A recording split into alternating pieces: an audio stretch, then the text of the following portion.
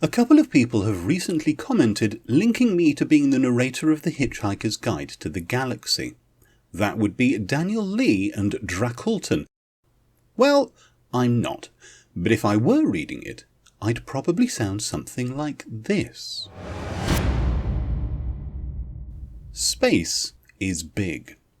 You just won't believe how vastly, hugely, mind-bogglingly big it is. I mean, you may think it's a long way down the road to the chemists, but that's just peanuts to space.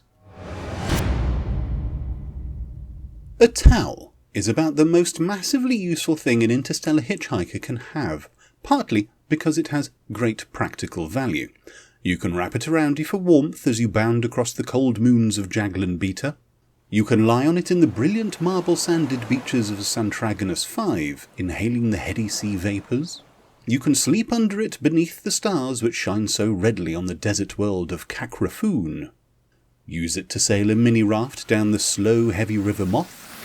Wet it for use in hand-to-hand combat. Wrap it round your head to ward off noxious fumes or to avoid the gaze of the ravenous bug-blatter beast of Trowel. A mind-bogglingly stupid animal. It assumes that if you can't see it, it can't see you. Daft as a brush, but very ravenous. You can wave your towel in emergencies as a distress signal, and of course dry yourself off with it if it still seems to be clean enough.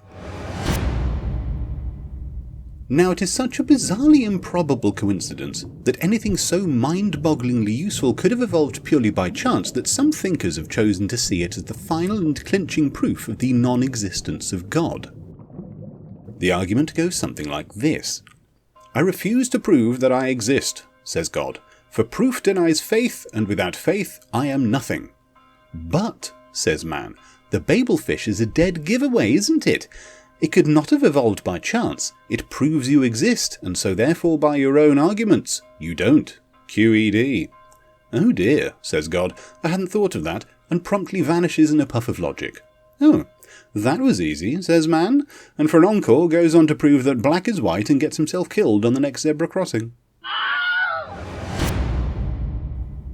So in summary, no. I am not the narrator of the incredibly popular Hitchhiker's Guide to the Galaxy by Douglas Adams.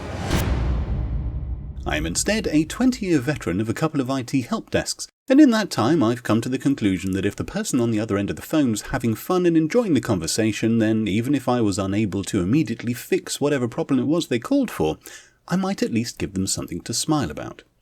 I also have 11 years' experience of reading children's bedtime stories and doing all the voices.